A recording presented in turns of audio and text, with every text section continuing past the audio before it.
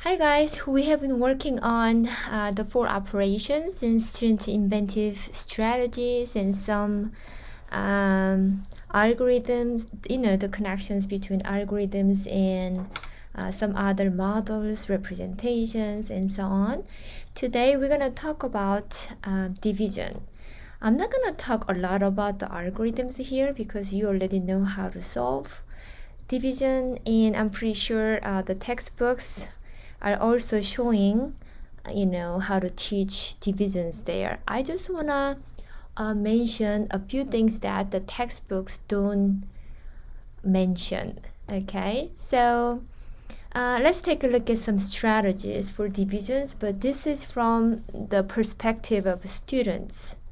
Okay, so students use both models and symbols to solve the division tasks.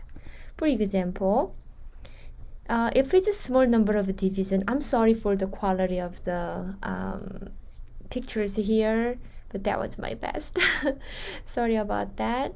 If the numbers are small, they can, actually use objectives like counters and deal out, So like 15 divided by 5, they can make 5 groups and put each of these 15 counters at a time. So 1, 2, 3, 4, 5, 6, 7, 8, 9, 10, 11, 12, 13, 14, 15.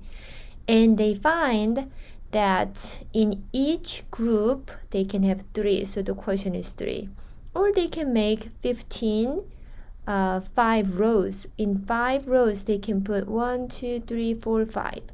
6, 7, 8, 9, 10, so they can get to know in each row there are 3 objects, right?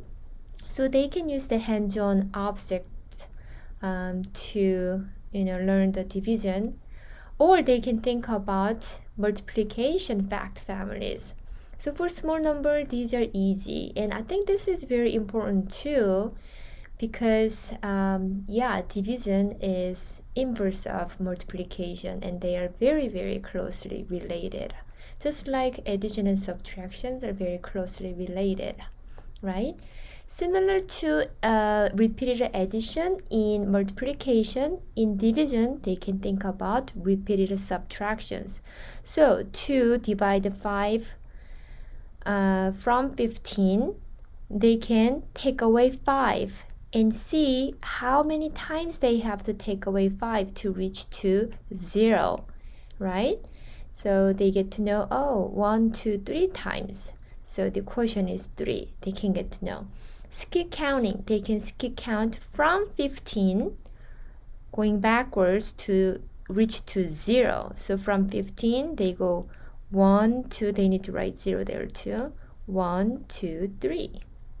Or they can do 5 times 1 is 5, 5 times 2 is 10, 5 times 3 is 15.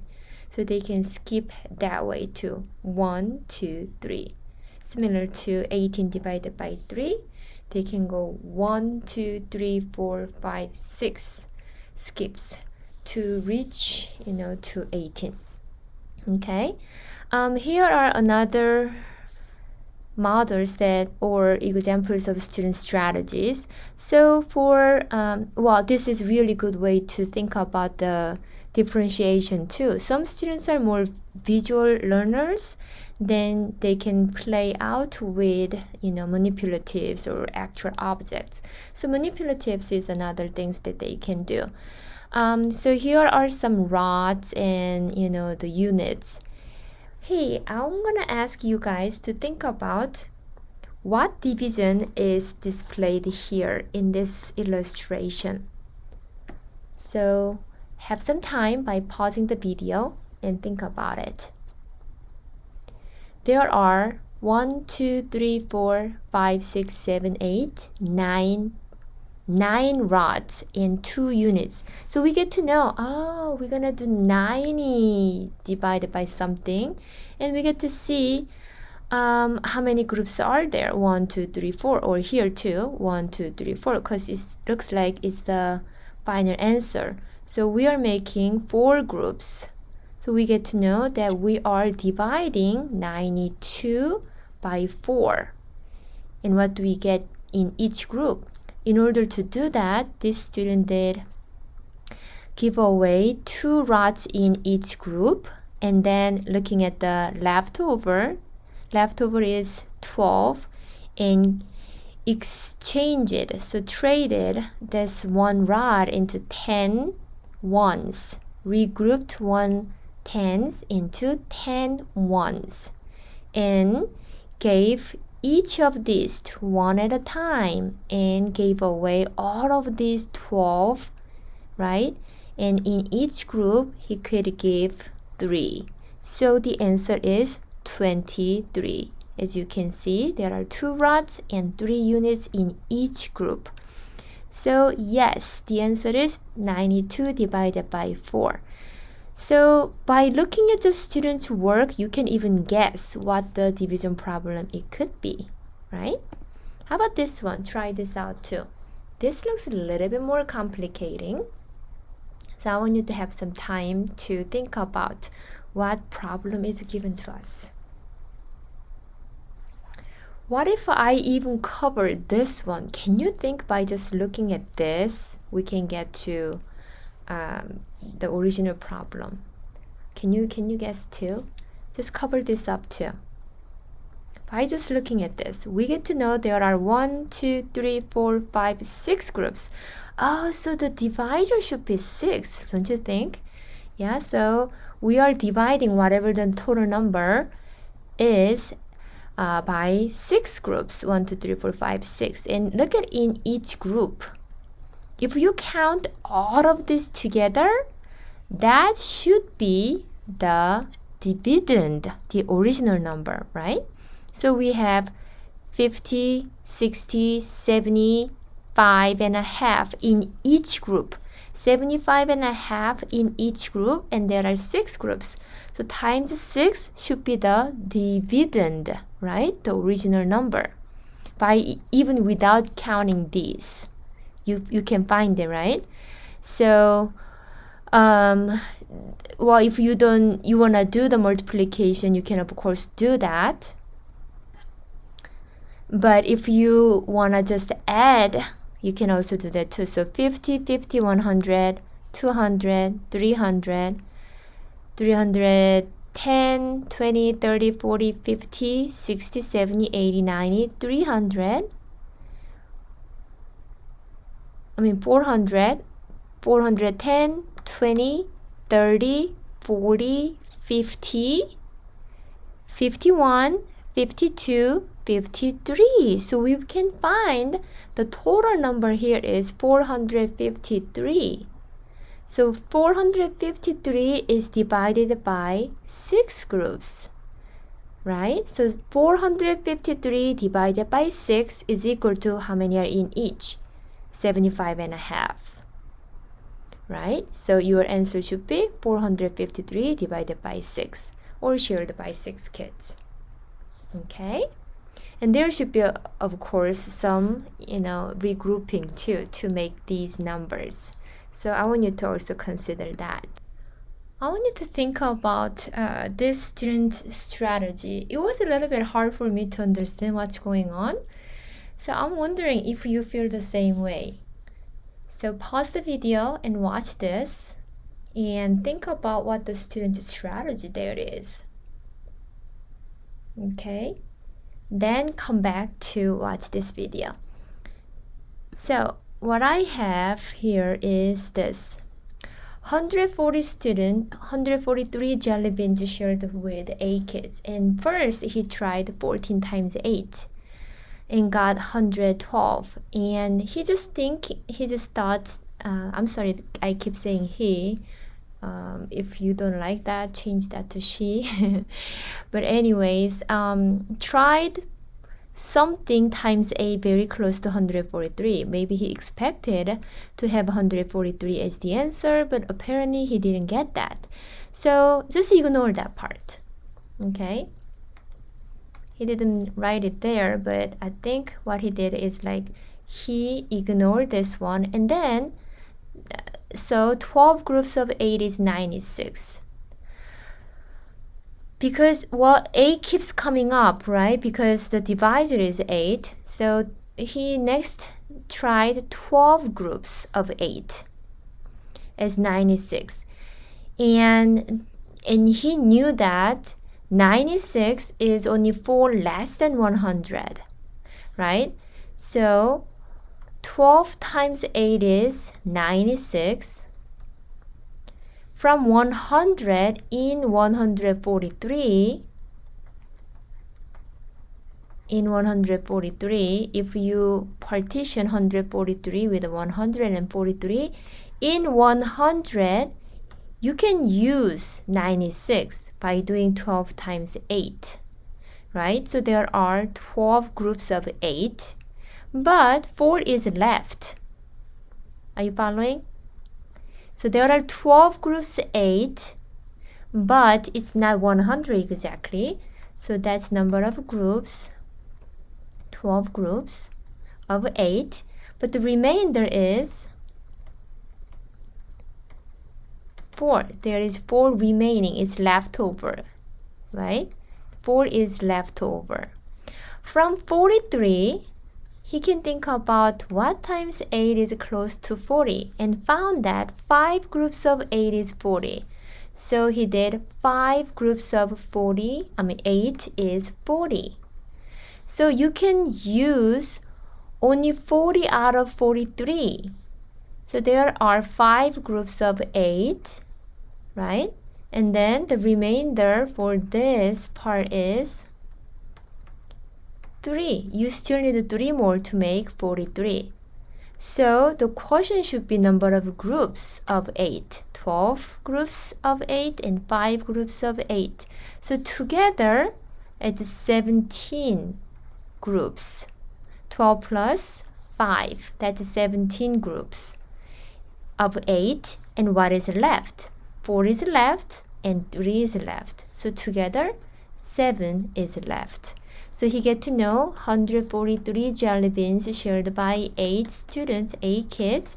Each kid gets 17, right? But there are 7 jelly beans remaining. Okay? That's what this student did. So sometimes students work like this. For me, it wasn't very easy. But I didn't give up. And I want you to teach your students to persevere in solving the problem too. And as even teachers, I think it is important to persevere in understanding what students' strategy is as well. Okay? Okay. Now I want to do a little bit different things. Let me ask you a question. How are you going to solve the problem below? Grandmother has 21 marbles that she wants to give to her grandchildren. Each grandchild receives 7 marbles. How many grandchildren does grandma have? So for this problem, we can have 21 divided by something is equal to 7. Just using the context here, we need to find what the blank is. 21 divided by blank equals 7. So to solve the problem, some students can get to know the fact family and saying, oh, the division is closely related to multiplication. It's actually inverse to each other. And what times 7 is equal to 21. So they can just find the 3 as thinking about something times 7 is 21 or 7 times something is 21. So thinking about fact family of 7 and what makes 21 can find the 3 there, right? Or there could be some other questions there too. And then sometimes a word problem, you need to deal with the extras, right? In this specific questions, we don't have any extras. But in the following examples that I'm going to show you, you need to consider what you're going to do with the extras. So I'm going to give you 5 word problems. Before I talk about it, I want you to have some time Okay, and think about what the answer is for each of my question, and think about what you're gonna do with the extra, the leftover. So 1, there are 36 people who are taking a trip in some small vans. Each van holds 8 people. How many vans will they need? 2, 8 people are going to share 36 crackers equally. How many crackers will each person get? 3, 8 people are going to share 36 balloons equally. How many balloons will each person get? 4, there are 36 students who are going to see a movie. Each row holds 8 people. How many rows will they fill up? 5, 8 friends raised $36 by washing people's cars. They want to share the money equally. How much should each person get? You have 5 problems that you have to deal with 36 divided by 8. All division problems. But my question, according to my question, your answer should be different for all these 5. So take some time to solve the problems by considering what you're gonna do with the leftovers, with the remainders. Then come back. So let's take a look at the first one. There are 36 people who are taking a trip in some small vans. Each van holds 8 people. How many vans will they need? So actually, whatever question you are doing, you're going to do the division of 36 divided by 8. And we know that the quotient is 4 and the remainder is 4 as well. So here, what are you going to do with the remainder 4 people? So there are 4 vans, and all 4 vans have 8 people. But we have 4 people left over. What are you going to do with those 4 people? You're going to leave them at school? You're going to just send them back home? No, we can't. So we actually need 1 more van for 4 people, right? So rather than using only 4, the quotient, we need 1 more van. So we actually need another van for that leftover. So we need 5 vans, right? How about number 2? 8 people are going to share 36 crackers equally. So when you are dividing 36 by 4, again, you have 4 and there's 4 remainder. But if you're thinking about actual crackers, it's gonna be a little bit different stories, right? So you have 4 crackers left, and then you're gonna share that by 8 people again. So 4 divided by 8, because we're gonna use all the crackers without throwing them away. So 4 divided by 8 is 4 over 8, or 1/2 of crackers. So you can break all leftover, all 4 leftover crackers into half and give each of those halves to each 8 people, right? So we are using all of that, and actually all 8 people gets 4.5 crackers. How about number 3? 8 people are going to share 36 balloons equally.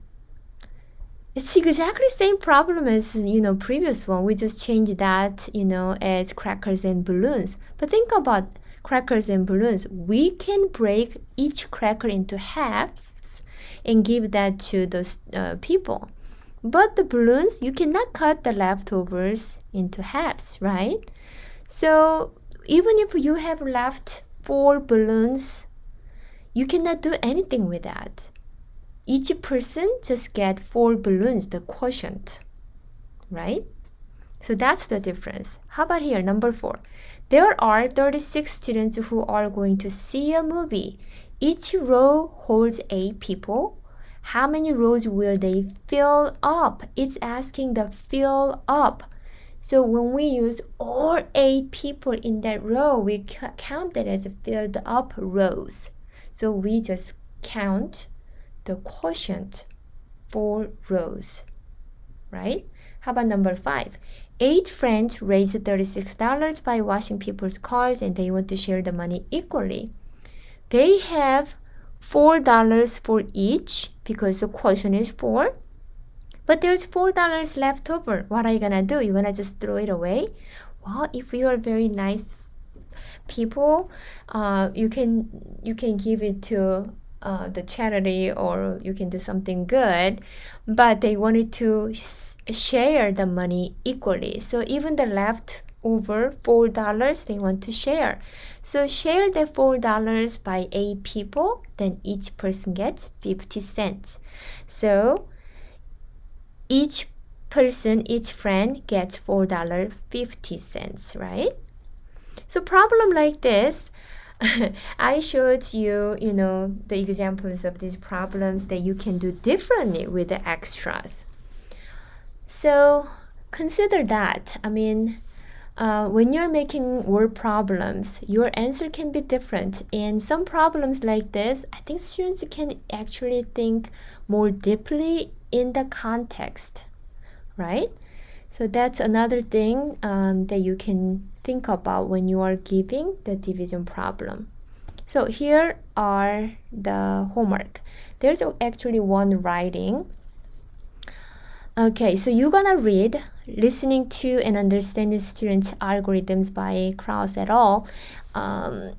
This article is from NCTM K-12, MTLT, right? It's very, very, very short article. It's only like 3 pages, 4 pages. Very, very short. So read it, okay?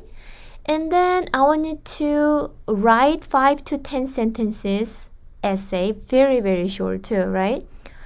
About why understanding students' thinking or their strategies is important. And what more we as teachers do to develop that. I need to get rid of that. I want you to reflect the reading and our lessons, including this one about division and the previous lessons on addition, subtraction, and multiplication.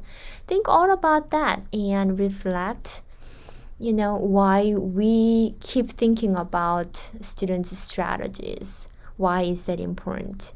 So write it down, and then I want you to, respond to at least 2 other people's writing about their reflection. Okay? All right. Have a great week, guys.